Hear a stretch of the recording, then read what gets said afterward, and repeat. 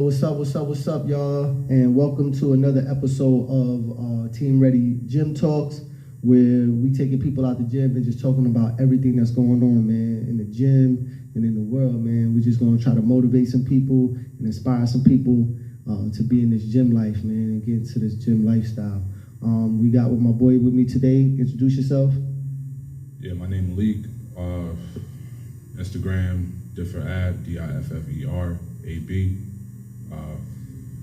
You can call me Malik, know me as Malik or Abdul or Ad. I mean, it depends on how long you knew me. Yeah. Everybody get to call you by a different name depending on how long they know you.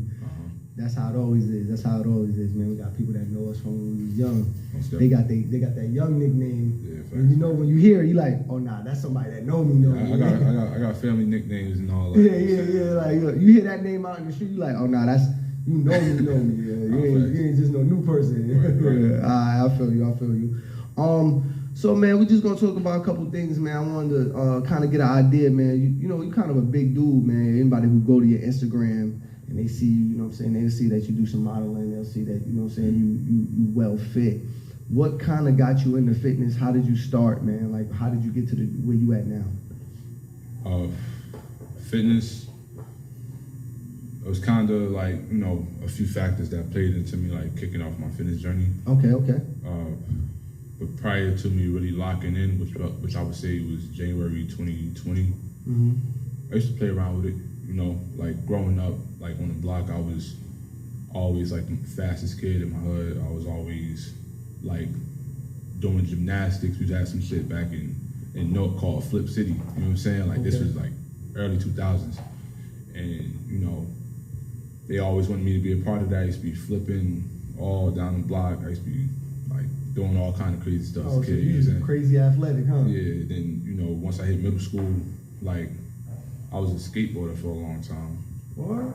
All right. You doing ollies and kick flips and all that? Like yeah. You know what I'm saying? Like, this is in the middle of the hood, you know what I'm saying, when nobody else was really doing it. And then I hit high school, played football. My last year of high school, they was trying to recruit me like all 4 years, but I locked in on my last year. Went to the state championship that year. Hit college, still played around with it. I do push-ups in the house. I do like curls and shit like that. But I never really like, you know, like fully locked in on it until January 2020. Okay, and what was well, first let me just go back a little bit.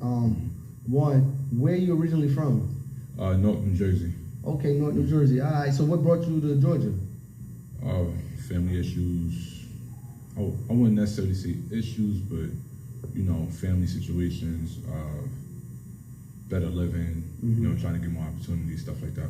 Okay. So it wasn't so many opportunities. You say you was on. I say you was saying like you was on the hood, you was on the block and all that. So like you just like kind of just playing around, just being outside. Like you just an outside kid, like a latchkey kid kind of situation. I mean, like realistically speaking, that's when I was like a kid. That's when I was like elementary. Right. Like I was exposed to a lot. I seen a lot as a little kid. Right. Then once we hit that summer hit in high school, a lot of my friends had fell victim to outside, you know what I'm saying? Yeah. So everybody banging, everybody going that route, and I was like the only one doing my own shit, like literally.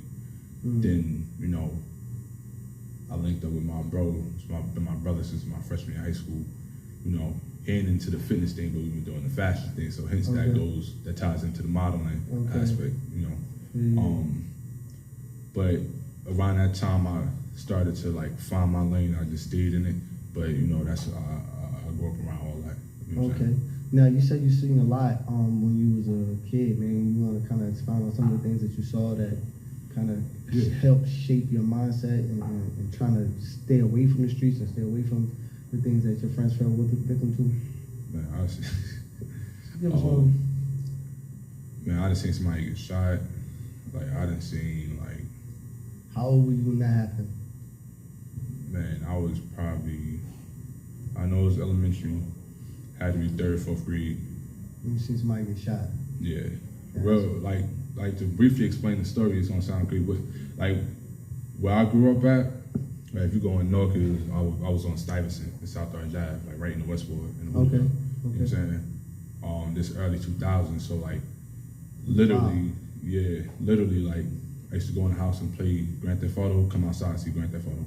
I used to go inside, play Need for Speed, come outside, see Need for Speed. Like, you know what I'm saying? No, they say if you got the will, that means you got it, like, as far as driving, getting away from the cops. So I used to see that, like, I've seen so many cop chases. And all you was living the video game, huh? Literally, you know what I'm saying? So, that's wild. Like, as far as that situation, I lived across the street from a bank. If anybody know that area, like, they know that Wells Fargo on the corner used to be a Wachovia bank back in the day. You know what I'm saying? And it was like a little hill in the parking lot where we used to take our bikes and scooters and all that shit, be in the parking lot playing around. Nobody never used to be back there. We was like on a back block, real close to a back block, you know, where they used to be doing their thing at or whatever.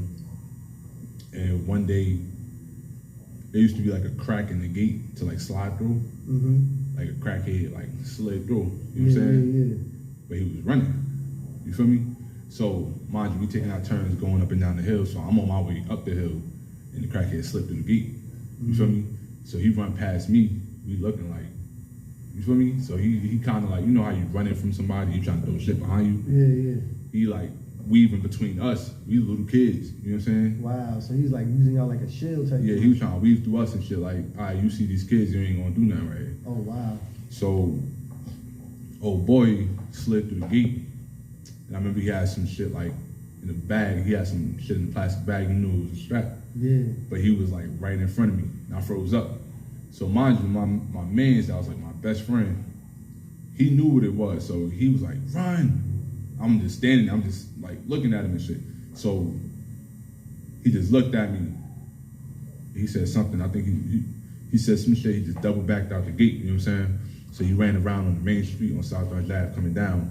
The crackhead ran out the parking lot, hit Stuyvesant, then went down South Third Ave, so they met up then there. I started sprinting, mind you, I was the fastest kid, so I hauled ass right to the porch, you know what I'm saying? Like, as soon as I hopped on the porch, we looked over, and old boy got shot dead in the middle of the street where the yellow lines at, right in the middle. Laid them out, everybody looking like, oh shit. Old boy done dipped off, we never ever seen him again. And cops took a little minute to get the crackhead up off the street, but that's what it was. Dang, man, you had to grow up around that, man. I know that's kind of rough. That ain't no kind of rough. That's rough, bro. I mean, like, I come from the hood. I've seen a lot of different little things, too. Fortunately, my family also made certain decisions to try to get us into a better way of life and all that stuff. But, you know, we fell victim to the streets the way we did. You know, I ended up doing time, too. You know, I did 10 years in the prison system in total and all that. So I get it. I understand. But now, like, as you was moving up and you was moving forward in your life, you know what I'm saying? I'm sure that image, obviously, you older now, and you still remember that, and that was from when you was in the 3rd grade. Like, why fitness? Like, why choose to stay, like, in the path? You said that your friends, they, you know, once y'all hit high school, like, you seen a lot of them fall victim to the streets in maybe different ways, like going to jail or dying, or what was, like, the situation there? Always, this has been my saying for a long time. You know, if you know me, you know, it's what I always say, like, either you got it or you have to be guided. You know what I'm saying? Like, the people that, you know, you ain't gotta hold their hand type shit. You ain't gotta tell them twice. Teachers always told me, like, or told my moms, like, yo, we had a whole classroom full of leak, like, you know what I'm saying? Everything be perfect. But these other badass kids, they be the problem, you know what I'm saying? Right. So they always had, like, I've been exposed to so much as a kid. I always knew right from wrong. And then, you know, my mother, great mother, family Muslim. Where I'm from, that don't necessarily mean that, like, it's gonna be the most stable home. Right. Just based off, like, religion. Right. But my grandmother was that in the community. You know what I'm saying? Like, my uncles was that. Like, I really looked up to them. Didn't want to, like, bring no crazy shit home, even though a lot of times I was tempting my damn self because I was the only man in the house. Wow. I had older sister, younger sister, mother, single mother.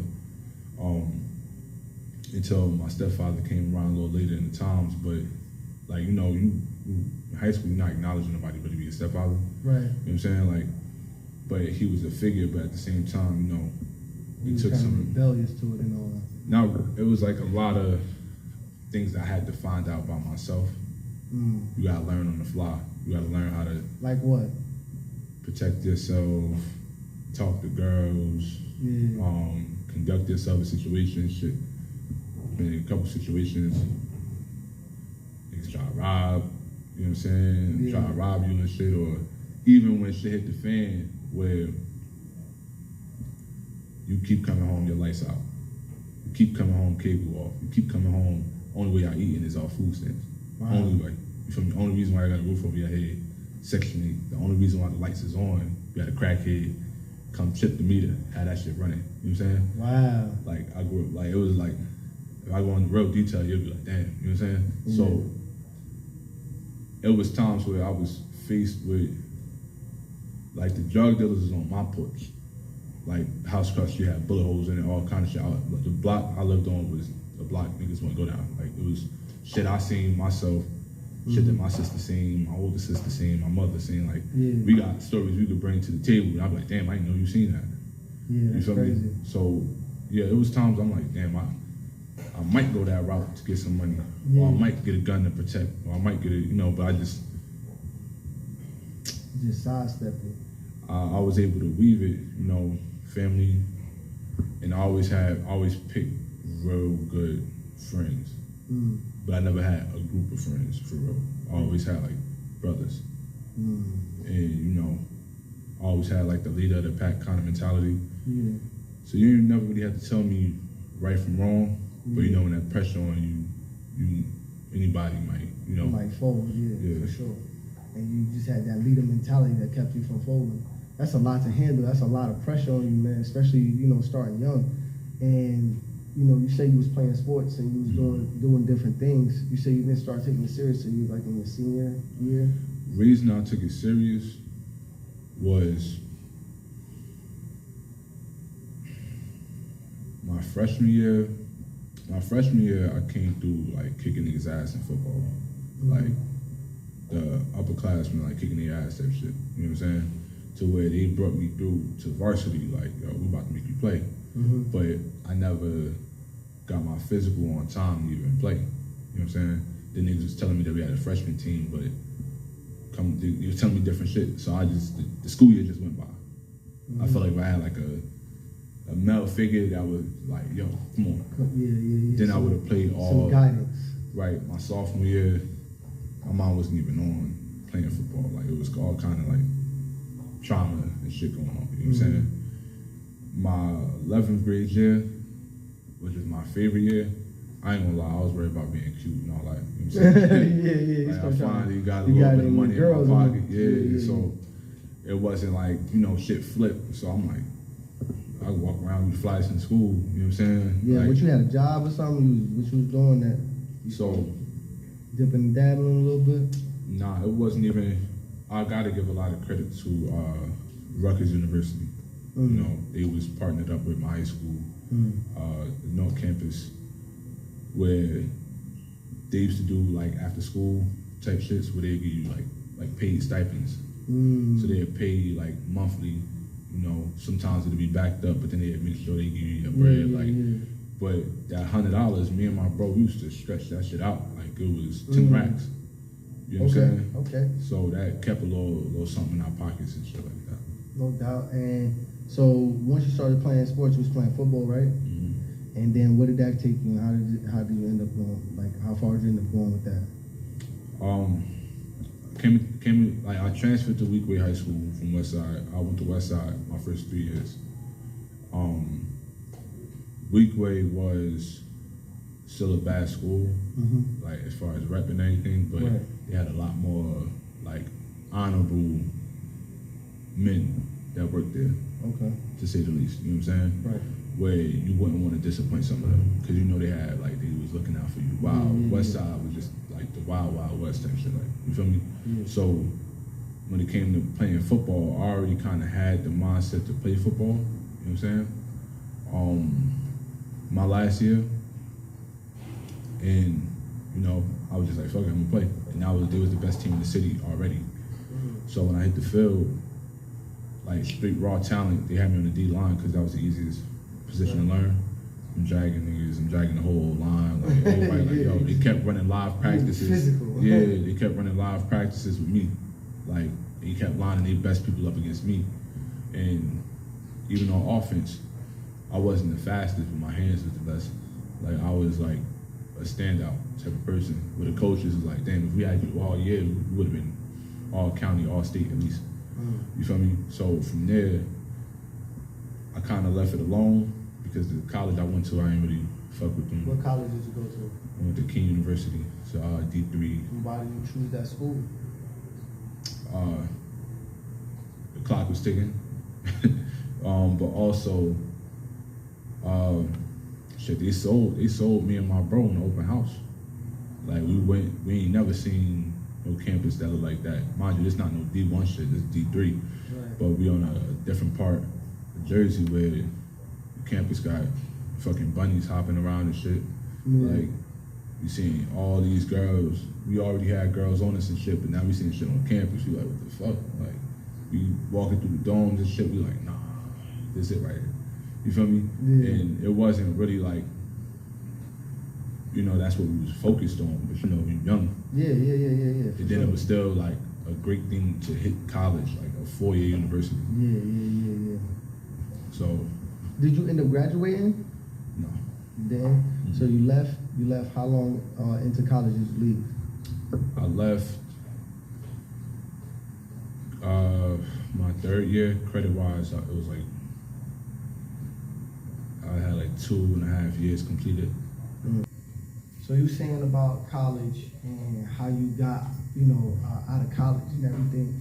And I know you were saying before that, you know, we talked off camera. You said how, you know, you ended up going to college, you know, getting fly while y'all was in college and all that. You had a lot of good brothers around you. And then now y'all are, you know, starting to figure out like what y'all want to do for yourselves. Y'all want to take it and be a little bit more global with it and do something different. Kind of expound on that part a little bit more and then go into like how you started just ending up here in Georgia and being into the fitness and staying in the gym. Yeah, so as far as the fashion aspect, you know, that was the main thing that made me like drop out of college. Okay. You know what I'm saying? Like on some entrepreneur stuff or? Yeah. Okay. There was no real like guideline that I was going by. You know what I'm saying? It wasn't no real layout blueprint or anything that I had. I just knew that I had to kind of take that risk, you know, to start building up a brand. Because we was walking around like walking billboards, but with nothing to speak for it. No video, no photos, no brand, no nothing. No sponsors, no none of that. We just walk around fly for no reason. Not for no reason, but right. like with no way to cap, like right. nothing to show for it. No way to capitalize on it. You guys didn't have no strategy on how y'all was capitalizing on it. Right. So that's what made me, you know, that summer coming into that fall 2015 semester, like this was kind of like a routine tradition type thing where we'd just be like lining up fits, like yo, first week I'm gonna do this, that, third, blah, blah, blah. Like, and it just kept hitting me like, bro, we gotta document this. Right. You know what I'm saying? And I was in school for business administration. Okay. Right, kind of a generic field to be in, but I knew I wanted to like get more in tune with how to run a business. And I was a student that used to sit behind after class and try to pick the professor's brain. And a lot of shit that I was asking, they didn't know. Wow, that's crazy. Or they told me to Google it, or they would tell me to, you know. Basically, you got professors out there teaching business and never ran a business and don't know nothing about business. So how you gonna teach me business? How am I gonna be getting college, spending all this money and going into all this debt and on a topic y'all don't even know nothing about? Right, how to trademark something, how to put a patent on something, wild. How to get an LLC, how to get business credit, how to, just a whole list of things, right? And did you end up learning all of that stuff on your own? I learned a good amount. And what have you done with that now? Like, how has it transitioned, like I said, into like your fitness life now? So I have an LLC now, but it's more so geared towards my fitness brand. Okay, and what's your fitness brand? So my fitness brand, the main thing, which is Harry Humble LLC. Okay. I made it so generic as far as the name. I made it like an alias because I wanted to make it as broad as possible. So I have subsidiaries as far as media, clothing design. Kind of like a parent company. Right. So I could have a whole bunch of other, smaller companies up under that. Okay. And I got the LLC back last year. Around the same time, I got my certification, my fitness certification. And what have you been doing with this fitness certification? Where'd you get it from? So around 2020, December 2020, I decided to be a trainer. Okay. And then, I was working for Planet Fitness at the time. It was real close to my crib. Did that prompt you wanting to become a trainer, like working at LA Fitness or Planet Fitness? Yeah, because I didn't want to be, the positions that they had in there. I'm seeing people moving around, they working out, but they ain't really getting busy. Right. I'm like, I could show a lot of people a lot of stuff. I'm like, how can you be a trainer? So they gave me a discount, not a discount, they got their employee type discount to be certified. I was certified through the American Sports and Fitness Association, so the ASFA. Okay. It's nationally certified, but becoming a personal trainer director later in the year for LA Fitness, I learned about other certifications and things like that. Okay. How many certifications do you have currently? So it's still that one. Okay. And me personally, I feel like as long as I got one, that's all you really need. That's all I need. I don't have to keep saying this through all these different brands and still be a bullshit trainer. You know what I'm saying? Because I've seen that so many times. People be like, "Oh, I'm NASM certified." Okay. You still don't know nothing. Do you get right though? You know what I'm saying? Like, right. Seriously. So, does that bother you? Like being in the gym and seeing, because I'm a trainer, right? And I be in here and I see trainers, and I've been to other gyms, I've been to other places, and sometimes I feel, me personally, I feel like, it be trainers out there that they just in it for the money. Like they not really giving you the work that you need to get you the results that you want, especially not in no real specific time frame. They'll train you and try to drag it out as long as possible. Right. So does that kind of bother you? Do you see that happening often, or what is it from your perspective? I can say it like this because I've looked at it from a perspective of corporate, because to mention again, I was a personal training director for LA Fitness in Jersey. So I sat in those corporate type meetings and trainings and stuff like that. Yeah, for sure. So looking at it from that perspective, and then also looking at it from an entrepreneur perspective, it's too many trainers that bullshit. And how do you know which ones are which?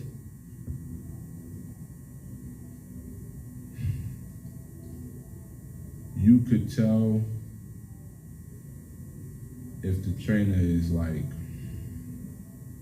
if the sessions is too short. I'm not no believer in no 30-minute session. You know what I'm saying? Why is that? Because I only train my clients on what I would do. Okay. And I know at minimum I'm giving myself about an hour 15. That's just how I was trained. You know what I'm saying? The guys that I came up with don't do social media. You know what I'm saying? They the older cats, the gorillas, some playing sports, but really jailhouse type, boxing, backyard boogie, get down. Yeah, I already know. So me being the young one that could hang, just don't mean the loop wasn't pulling out cameras to record and stuff like that. I had to learn that as far as business, that I got to incorporate that. You know what I'm saying? But one, if the sessions is too short. Two, if you're quick to call yourself a glute specialist, you're just trying to go in for that's the trend. A bunch of girls want a fat ass. You know what I'm saying? Yeah. And if you're just selling ass routines, instead of building up their whole leg, and not understanding that you can't spot train. Like I was just about to ask you that. Put lean muscle on her ass. Like, yo, that's you crazy. Gotta train her whole body. And that's one of the things, man. I see like a lot of people come in. You know, like you said, you used to do sales and stuff. I did sales. We were both real good at it, obviously, because we both started off as like PTCs, right? And then worked our way up to be director of sales. You know, you gotta sell a lot. You gotta be good at talking to people and connecting with people to make that happen. And a lot of times I see people come in and they're talking to me and they're saying like, oh, well, I just want to build my legs. I just want to get my stomach. I'm like, it don't really work like that. But they have so many of these internet gurus or these, you know what I'm saying? Yo, get fit in 30 days. You know, and that's fad joints. This is crazy. That's just money. That's money. That's all it is. That's just being greedy instead of actually tending to your clients. Right. You know, a lot of times I do like free work. You know what I'm saying? Like, there's been a good amount of people that I train them for free, but I already know I'm gonna kick their ass though. You know what I'm saying? I'm not like, I also spot routine. If I just see you making them do jumping jacks for 30 seconds and then jump squats for 30 seconds and then burpees for 30 seconds, nigga, you ain't doing shit. Right. Like, excuse my language, but you're not doing that. You just, especially if you're the overly hyped one. Like the one that yell a lot and just to make you do push-ups. Yeah. Like on some fake drill sergeant stuff. That's corny because that's like the commercial idea of being a trainer that you have to yell. I'm a real like one-on-one teach you. Like, I might keep my voice like monotone the whole time, but I'm like correcting your form constantly. I'm teaching you, I'm telling you why I need your hands to be this way, why your feet should be this way. I'm that person. Teaching them along the way. And that's good, man. And you know, like just talking from trainer to trainer perspective, I mean, I do the 30-minute workouts, right? But I'm not a believer in okay, we're gonna do 3 sets of 3 to 6 over here, then we're gonna do this over here, and then just send them on the way. And I ain't did nothing but little 2-3 exercises, man. Don't get me wrong, you could definitely get right in 30 minutes. You know what I mean? Yeah. And I know you one of those people that could push somebody in 30 minutes. I done did a workout where my chest was like on fire for days, 30 minutes. Off a 30-minute workout, you know right? There's no sitting around. There's no like, you know what I'm saying? And you know, it's understanding the client too. Like, I think, a lot of times, and I say this to clients, I say this to people, potential clients too, that come in that want to talk and want to, work out. I say, listen, you got to do a consultation with me just so I can see if we even the right fit for each other. Because every trainer is not the right fit for every person. Not different styles of training. As a trainer, if you really a professional, if you really into what it is that you're doing, and you really here to get results for your clients or get results for the people that you're building, then you got to take the time to get to know that person and understand if your style is going to fit with that person, or with their elements, or with their, the diseases or whatever they may have going on.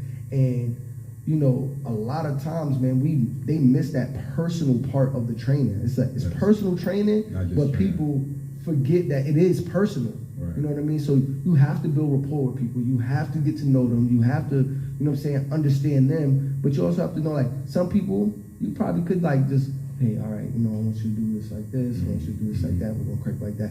And then others, you got to, like, push them. All right, come on, man. You BSing. Right. I need you to get on the game and jump on it. You know what I'm saying? You do have different, you got to approach things differently. And it's crazy. I literally was just telling somebody else that's a trainer what you just said. You have to build that rapport. Like, you could kind of like bullshit them and make them keep coming in and paying you whatever. Right. But you got to make your sessions therapeutic. Right. So where they leaning on you not only for you to exercise everything else, but you working your brain muscle, you kind of alleviating stress. They want to lean on you for real. Like, no cap, I think people forget sometimes, like, a trainer is not just about like how they getting your body right. Right? It's a lot of mental, because you're talking to them throughout the workout, right? And a lot of times this is like therapy. This is an escape for people. So you become like a counselor, like a therapist to people a lot of times when you're training them, man. And they start opening up to you and telling you all types of stuff that's going on in their life and everything, man. That's what makes them committed to you. They don't want to keep hopping from training to training. Hey, yo, that's a fact. That's why I kind of strayed away from the corporate aspect. Because me When I was at the location I was at, right, I was kind of thrusted into the position to be a personal training director. At first I was assistant, but me and the top dog was like selling like crazy. You know what I'm saying? And that 1 month we put up crazy deals, right? So then he quit out the blue without telling me. Wow. So I was kind of like interim, like director. Yeah. So my whole thing was create a culture for the gym. That's exactly what I be on too. That create a community, man. And I knew everybody faces in there.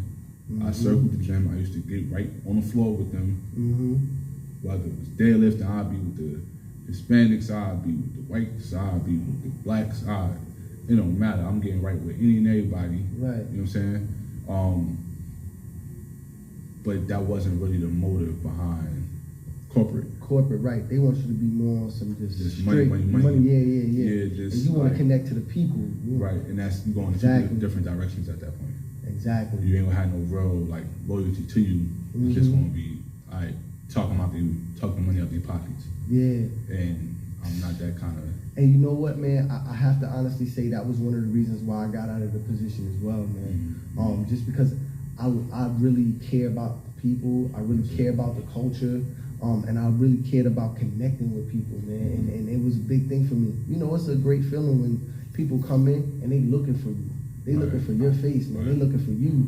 And they may be going off to do their own thing. And they may just ask you like 1 or 2 questions about whatever it is that they're working out. But like just creating that bond with people, man. And it's really a different feel, man. I know like I've been to a few different gyms. I've gone to gyms to go play basketball, and I've gone to gyms just to tour them. I've trained people at other gyms since I've been here in Georgia, and I've worked at 2 different gyms specifically here in Georgia. And this particular location, man, it's a different feel, man. It's a different culture to this gym, man. And I've heard that be said by so many different people. Like, yeah, man, I used to go over here. I was going over here to this other gym, but it just wasn't the same. So they come back to this. You know, I kind of talk about like how that plays a major part in your development, not just physically but mentally as well. Location means a lot. You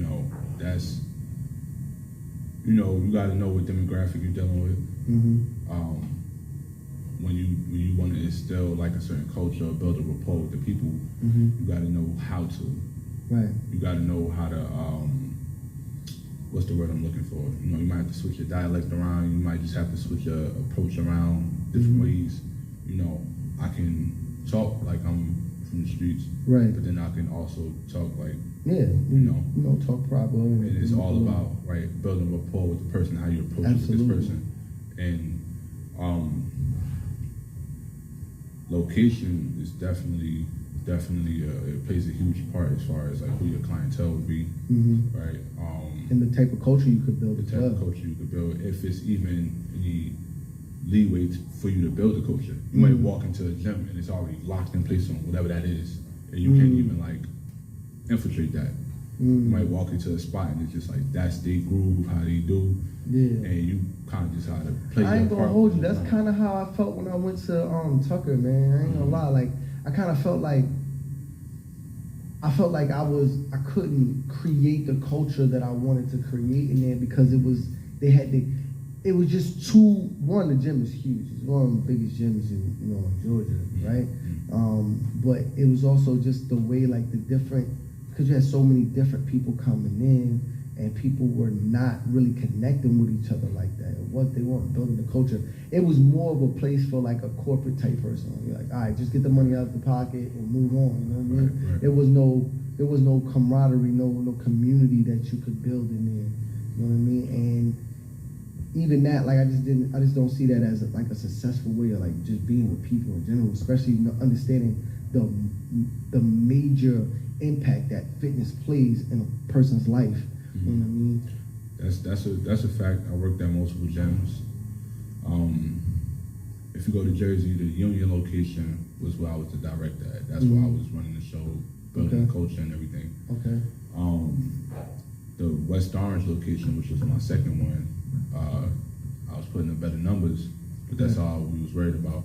My staff was different. Like, it was a bunch of young dudes. They was young. They was cool dudes with like 17, 18. You know how a corporate job could, not necessarily saying this is corporate, but like the higher ups kind of put a battery in their back to keep them motivated versus the ones that seasoned. They kind of know what it is. Like you can't really do that with them.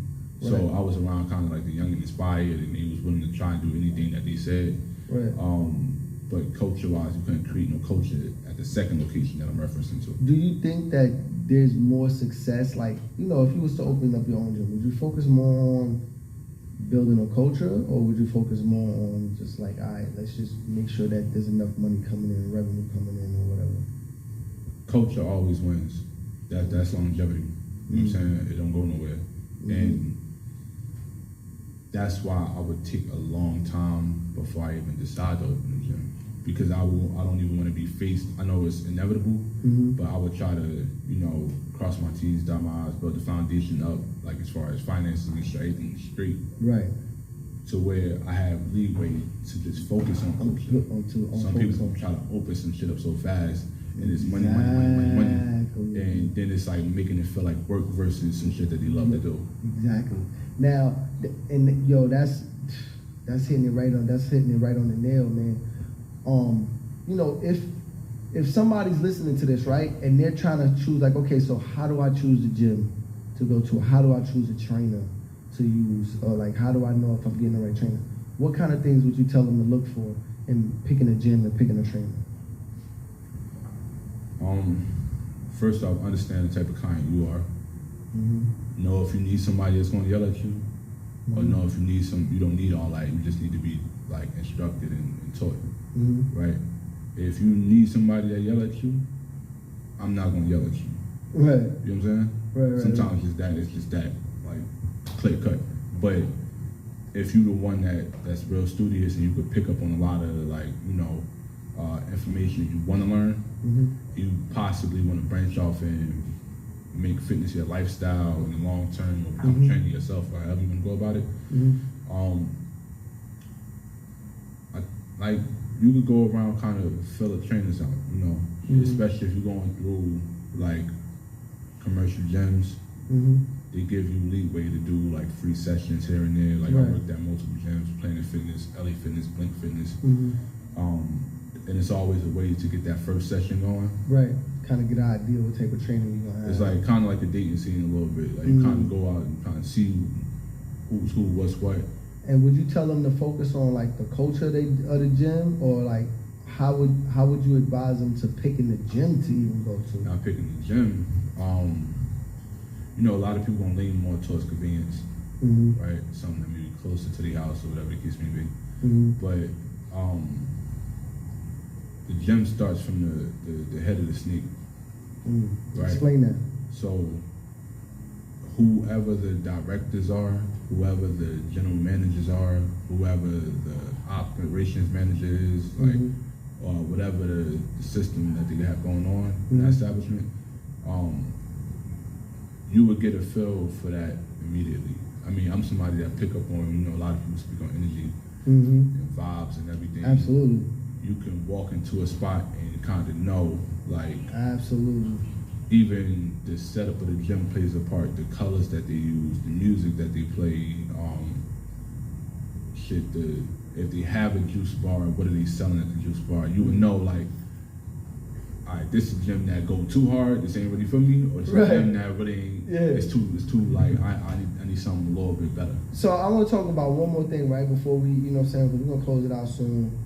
I do want to talk about, you know, you see a lot of these things on like Instagram and on TikTok, right? Where these guys is lifting up couches and they doing, you know, jumping off the pull-up board and doing twists and flips and then run. Like, what's your set? Like, what's your mindset on that? What's your thoughts on that type of stuff, man? I hate gimmicky, like, dumb shit. You know what I'm saying? Like, to be all the way honest, because I know there's no real integrity behind your craft at that point. That was deep. Now, as far as that's deep calisthenics and things of that nature, you know, it's a lot of people that get busy in the whole. It's like fighting styles. Right. You got somebody that get right with boxing, but you looking at somebody that do jiu-jitsu. You gotta respect their craft. Right. You know what I'm saying? So, right. As far as different styles of training, I respect it. I somewhat admire it because I'll be like, damn, I weigh 245 pounds. I wish I could flip off a pull-up bar and do some. Yeah. Like that's like being a football player and wishing you could play basketball. You know what I'm saying? But as far as like dudes lifting couch doing dumb shit, like you ain't teaching nobody. Yeah, right. Like, what do you inspire a person to do at that point? To try to do some shit like you doing and like, fuck themselves up, like that's. You know, a lot of times people don't even be having like, you know, you see people working out, they come in the gym, they only go on the treadmill, right? They end up going on the treadmill because they don't really know what they're doing, or they're bouncing around just doing a bunch of random different machines, right? And you can see it, and you're like, damn, they form not right with that, or they not correct on this. But then when you try to speak to them, or you try to, you know, give them a little correction, like, all right, you're like, you know, you probably could utilize a trainer. Like, why do you think? You know, I said it was one thing, but like, why do you think that people are afraid of getting with a trainer, or like they shy away from using a trainer? Specifically, men. A lot of men kind of lean away from having a trainer compared to the women. It's a few terms that I can use. You can't really say ego. You can't really say ego, even though you see some people that may have a little something going for themselves, but you know you can take them to the next level. I don't really want to pinpoint it on pride either. It's a lot of people feel like you're checking them sometimes. You know what I'm saying? Where they feel like, you know, in their head, in their world, they might feel like they're the shit. So you can tell them like, oh, nah, this way, I know a few more variations on this machine that'll build you up. You might be coming from, you know, a genuine standpoint, but it's all on, you can't determine on how they're going to receive you, right? So you have to be as me, like we go through a run through on how I would approach somebody in the gym, right? One, I would lead by example, meaning you're going to see me in here getting busy, right? To the point where you're like, damn, he just got off the machine that I'm about to get on, and I know I need his help. Right. So that's kind of making them come my way. So you gotta be in the field. That's one. Okay. Two, I would start off maybe with a compliment. Like, yo, I see you be coming all the time. You be getting right. Like, you know what I'm saying? And specifically, if it's a woman, the approach is the response is different because you know, shit, they probably wanted to talk to you the whole time. Right. You know what I'm saying? Or they just know that you in here moving iron, a lot of testosterone moving around. Shit, let me learn from a man. You know what I'm saying? But another guy, you know, you kind of gotta. I see you getting busy, bro. Yo, what you working on next time? All right, next time you come in, yo, let's hit some legs, or let's do this. You know what I'm saying? Once they hop in your car, that's the term that we use. Like once they hop in your car, you gotta drop them off. You know what I'm saying? Yeah. When you drop them off, they don't like, yo, this man, shit.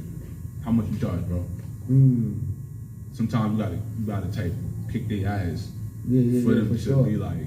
Oh yeah, for sure, man. I know all the time because you know I teach boxing and all that stuff as well, and I had guys that you could see them watching. You know they want to come over, you know what I mean? But they feel like, you know, I don't want to, you know, be getting corrected on my, you know, how I'm throwing my jab or how I'm doing this in front of people, you know what I'm saying? And when you do see them, you get the couple that do come over, because the women, they be like, I don't care, yo, I don't know what I'm doing, I don't know how to fight, and they be so eager to learn. And then when you get a couple guys over there, and you put through it, and you teach them, and you see like the transition and see them change, and they doing better, like, oh shit. Yo, that do feel better. Like, oh wow, this do give me more balance, more position in doing this or doing that. Then other guys are seeing it and watching. Now they're like, oh, that's what it be. And I forgot to mention this point. You know, I know you're about to wrap it up, but sometimes you got to attack the head of another metaphor being head of the snake. Yeah. Like you have the head of the snake being who's behind the desk, but then you also have who's running the gym. Because you could walk the floor, you could tell who the general is. Are you the big dog in the gym?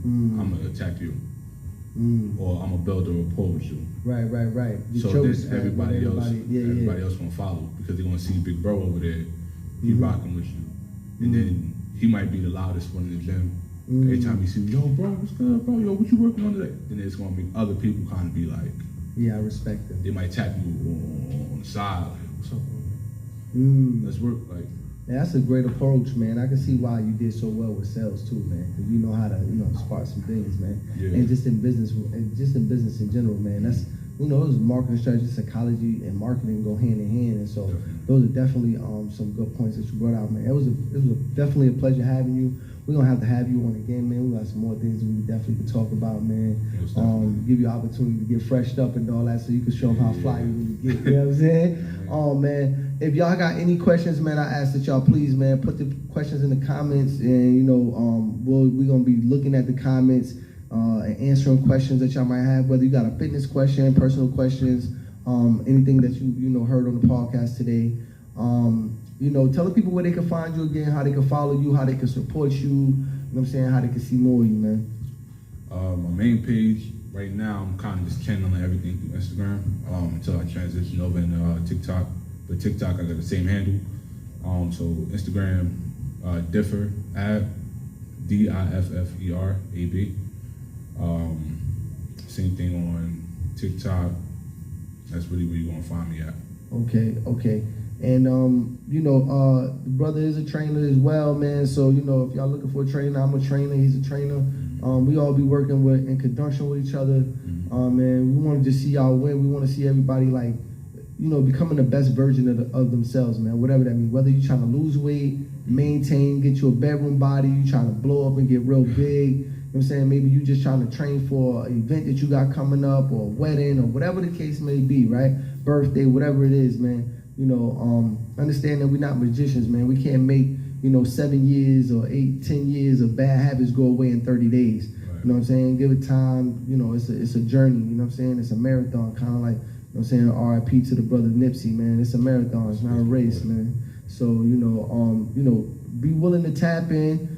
Be willing to take heed to the information, because we're professionals, man. And just like any other profession, you know what I mean? We are professionals at what we do, and we want to see the best in you. We want to get the best out of you. And we can only do that if you're being open and honest, you know what I'm saying, and consistent with training with us, man. So, again, y'all know y'all can find me, Team Ready Fitness, on Instagram, Team Ready Gym Talks right here on YouTube. I'm on TikTok as well, Team Ready _fitness. Just check us out, man. Follow in, tap in. You can find us at we on Covington Highway in Decatur. If you're looking for us, man, you want to come to the gym, come holler at us at LA Fitness.